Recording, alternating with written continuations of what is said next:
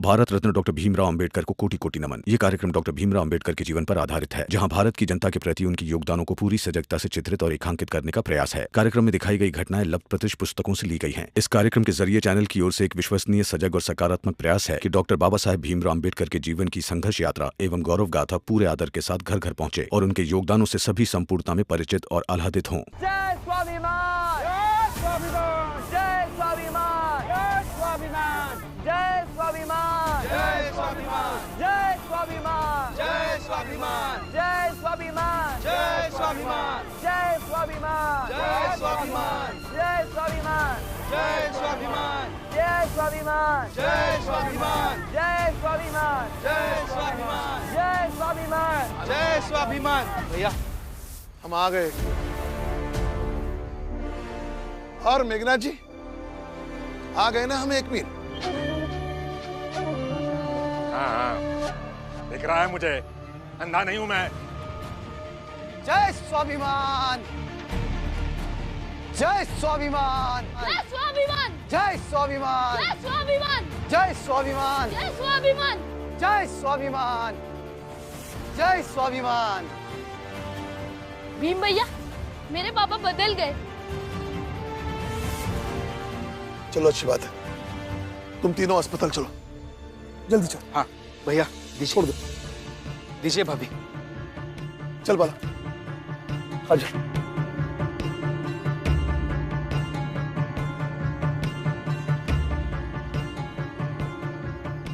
हमारी ये झाड़ू क्रांति ऐसे ही चलती रहेगी। थोड़ी देर विश्राम कर लेते हैं, फिर हमारी ये मुहिम आगे बढ़ाते हैं। बाबा, मुझे लगता है यही सही मौका है।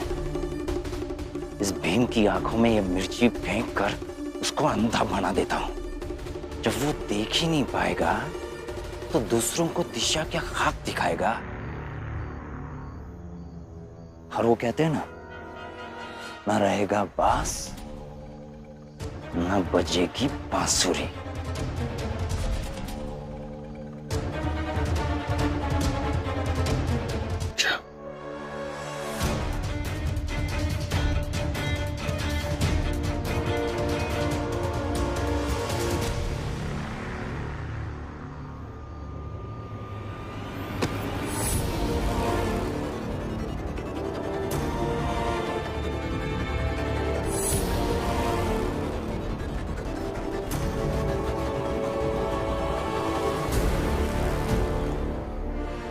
नहीं, बेईमानी कहीं भी हो अच्छी बात नहीं है। छोड़ो। एक बुढ़ा, हाथ छोड़, हाथ छोड़ मेरा।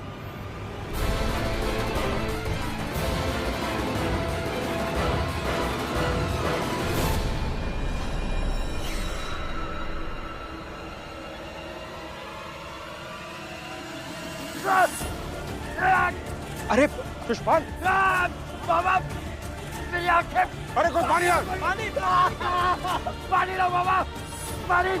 बाबा, बाबा हॉस्पिटल चलते हैं। अरे हो जाएगा बेटा, तू ठीक हो जाएगा बेटा। बाबा, बहुत गलत किया तूने, याद रखना।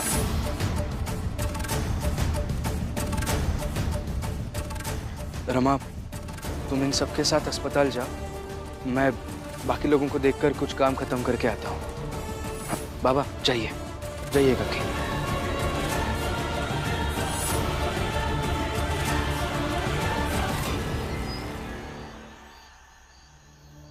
पुष्पाल, तू ठीक तो है ना बेटा? बाबू, अभी भी बहुत चल रहा है। हो जाएगा, हो जाएगा, घबरा मत, शांत रह, मैं देखता हूँ। डॉक्टर, डॉक्टर साहब, देखिए ना, बेटे को अभी भी बहुत जलन हो रही। जरा देखिए, देखिए ना।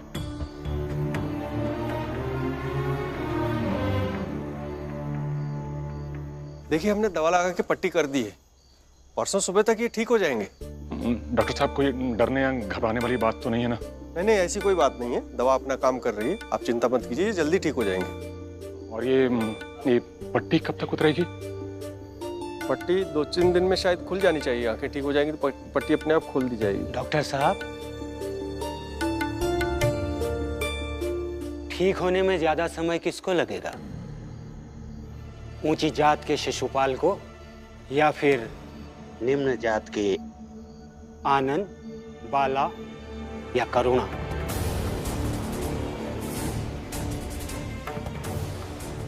देखिए, जब समस्या एक जैसी है तो ठीक होने में समय भी एक जैसा ही लगेगा। अब आप लोग जा सकते हैं, और हाँ, आप लोग भी जा सकते हैं। बाबा चलिए।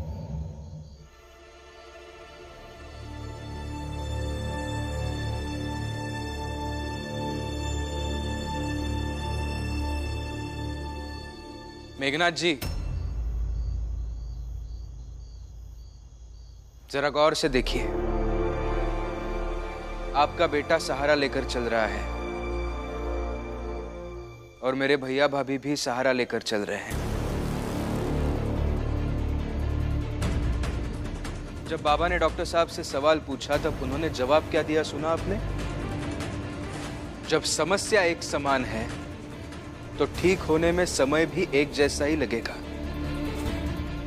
और इसी का मतलब है कि हमारे बीच सब कुछ एक जैसा है। बस आपकी जिद बहुत बड़ी है, और ये मैं हमेशा से कहता आया हूं आपसे। आपसे क्या, सबसे, कि हम सब एक जैसे हैं। जात के नाम पर भेदभाव करना, लड़ाई झगड़ा करना गलत है।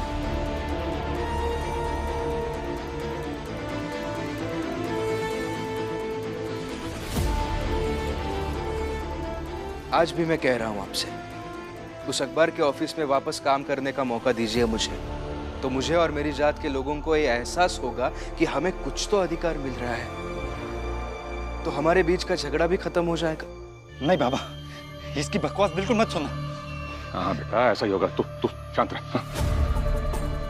भीमराव, मुझे ये जात पात की बराबरी का प्रवचन देने से अच्छा है, अरे थाने वाने जाओ, रिपोर्ट लिखवाओ कि मेरे बेटे ने तुम्हारे साथ गलत कर दिया। ये तुम्हारे लायक काम है। और रही बात नौकरी की ना, तो उसके सपने देखना भूल जाओ, क्योंकि वो तुम्हें कभी नहीं मिलने वाली। चल बेटा। तो मैं लिखवाऊंगा ही, लेकिन एक बार आपको समझाने की कोशिश करके देख रहा था, असफल हो गया। मेरे इतने भी बुरे दिन नहीं आए कि मुझे तुम जैसा कोई आदमी समझाए कि मेरे लिए क्या गलत है और क्या सही। और वैसे भी ये लड़ाई तो अभी शुरू हुई है ना, देखते जाओ ये लड़ाई कितनी बड़ी बनाता हूं मैं। वैसे देखा जाए तो आज की लड़ाई के हिसाब से भी हमारा तो बस एक सिपाही घायल हुआ है, और तुम्हारे वो 3-3।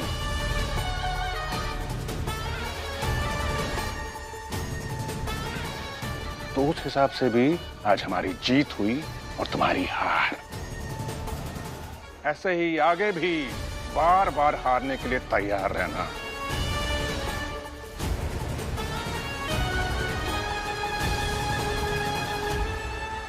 चल बेटा, आराम से। हाँ, बहादुर बेटा मेरा, शाबाश।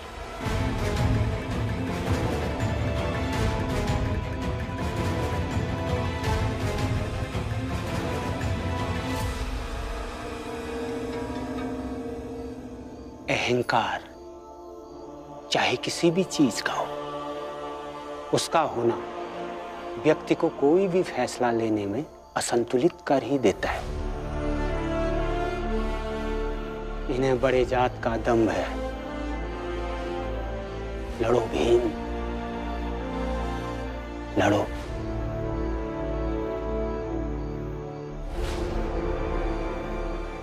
जी बाबा। हौसला रखना ना, तेरा बदला लेंगे उस भीमराव से। उस भीमराव ने जिस लड़ाई की शुरुआत की है ना, उसका अंत मैं करूंगा। महिपाल। जी बाबा। मैं और शिशुपाल घर जा रहे हैं, और तू अभी इसी समय उस निम्न जात वालों के पास जा, और जैसा मैं कह रहा हूं ना, बिल्कुल वैसा ही करना। फिर देखता हूं कल कैसे चला पाता है वो भीमराव अपनी झाड़ू क्रांति। कल के कल उन सबकी झाड़ू को आग लगा दूंगा मैं।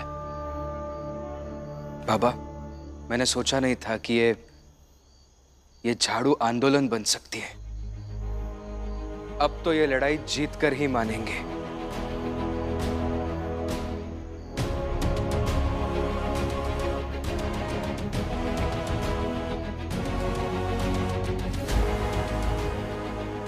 और मुझे पूरा विश्वास है कि हम सब मिलकर ये लड़ाई जरूर जीतेंगे, क्योंकि इस लड़ाई में हमारे साथ कई लोग जुड़ गए हैं।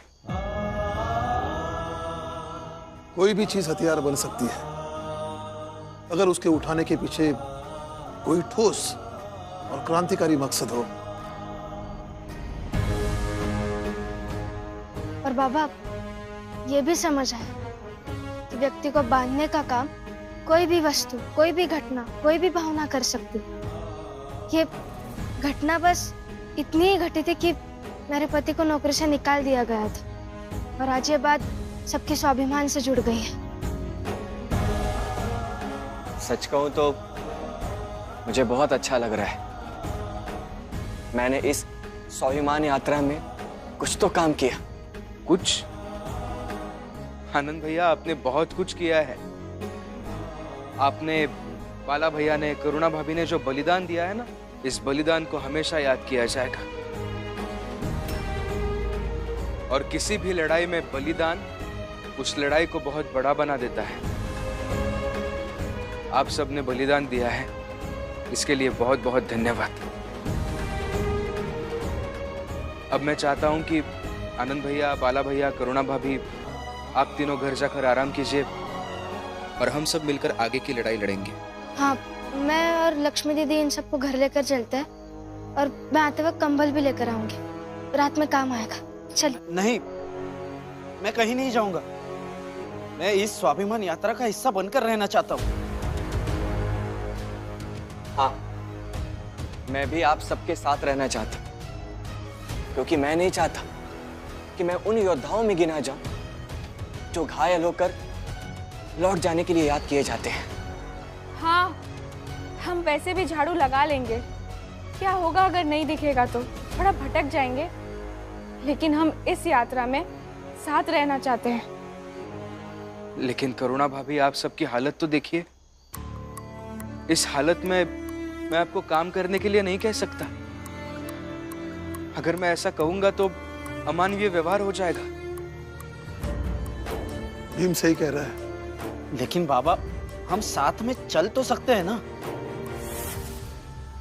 जय स्वाभिमान का नारा लगाकर कम से कम औरों का हौसला बुलंद करने में मदद तो कर सकते हैं। हाँ भी, मना मत करना।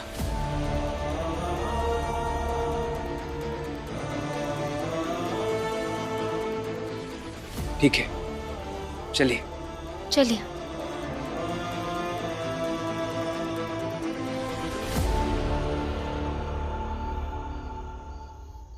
अरे ये काम तो भीमराव बचपन से करता आ रहा है। खुद के लिए लड़ता है और कहता है कि समाज के लिए लड़ रहा। और समाज के भोले भाले लोग पता नहीं कैसे उसके जाल में फंस जाते हैं। अब अपने पुरुषोत्तम को देखो, फंस गया ना भीम के जाल में।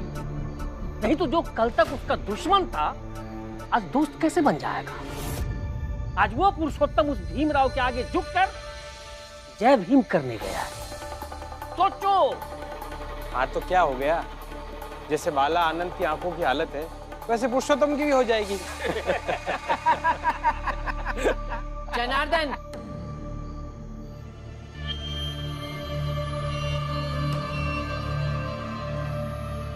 वैसे स्वाभिमान के संघर्ष को छोड़कर यहाँ बैठे बैठे भाषण देने से अच्छा है कि तुम लोग भी आनंद और बाला की तरह कुछ करो।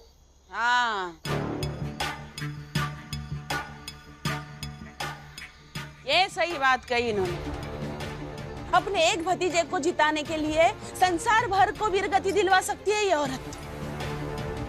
जीजाबाई चाहे संसार भर को वीरगति दिलवाते हैं, लेकिन मैं हितेश कभी भी भीम के पक्ष में नारे नहीं लगाऊंगा और उसके लिए शहादत तो नहीं ही दूंगा। देख लेना। और हम भी एक बात कान खोलकर सुन लेना, हम सब जीजाबाई के पक्ष में हैं और हमें पूरा विश्वास है कि जीजाबाई मर जाएगी लेकिन जय भीम कभी नहीं बोलेगी। क्यों मनोहर बाबू? और नहीं तो क्या, हम भीमराव की जय कभी नहीं बोल सकते। अरे कभाऊ नहीं। मुझसे भी कोई भी कभी भी भीम की जय नहीं बुलवा सकता। अरे जो बेवजह दर दर भटकता हो उसकी जय कौन बोलेगा? बोलेंगे। जीजाबाई तू भी बोलेगी और सब बोलेंगे जय भीम, क्योंकि मैंने भीम को बचपन से लेके आज तक देखा है और मुझे पता है कि भीम जीवन में कहां तक आगे जा सकता है।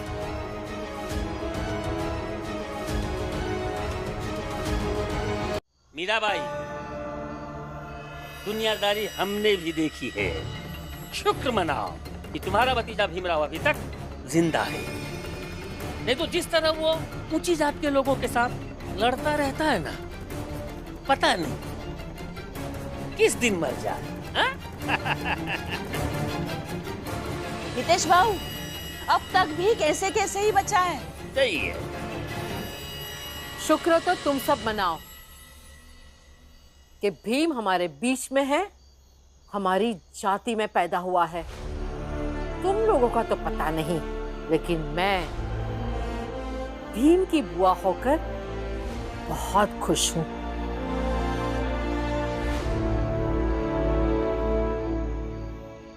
तो खुश रहो, किसने रोका है? रहो खुश।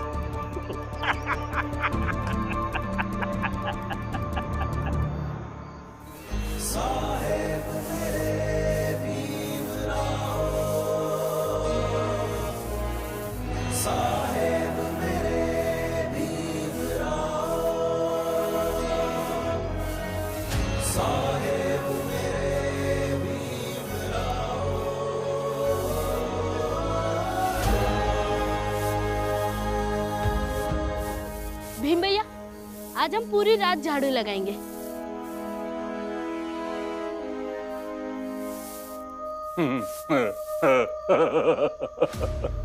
पूरी रात झाड़ू लगाएंगे सब। इतनी जिद भी अच्छी बात नहीं है भीमराव, महंगी पड़ेगी, महंगी पड़ेगी ये जिद तुझे।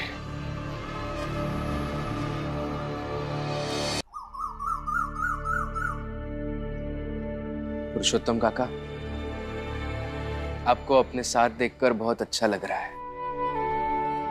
देर से ही सही, लेकिन आप आखिर में समझ ही गए कि ये लड़ाई हमारी पूरी जात की लड़ाई है।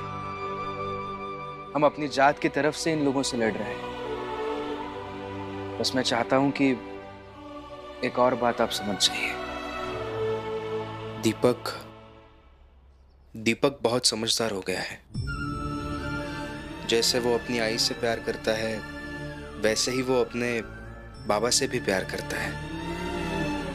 वरना आपको छुड़ाने पुलिस थाने क्यों जाता वो? ये लीजिए। और आप बस दीपक की भावनाओं को, उसकी जरूरतों को समझिए, उस पर दबाव मत डालिए। उसे पढ़ने दीजिए, उसे आगे बढ़ने दीजिए। उसके जैसे लोग पढ़ेंगे तभी तो हमारे समाज की बेड़ियां टूटेंगी और हम आजाद होंगे। तुम सही कह रहे हो भीम। अब मैं दीपक पर जबरदस्ती नहीं करूंगा।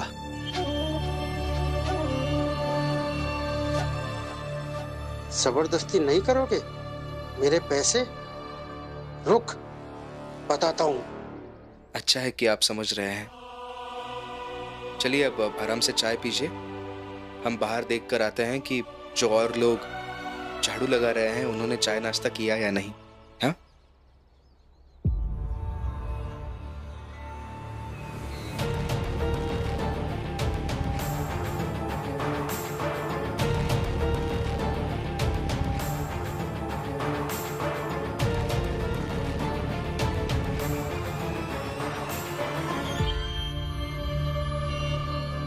पुरुषोत्तम, क्या हुआ शादी का? बस थोड़ा और समय दे दीजिए। कितना समय दूं?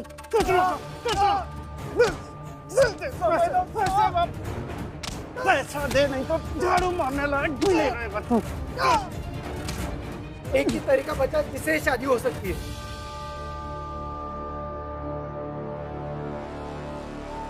क्या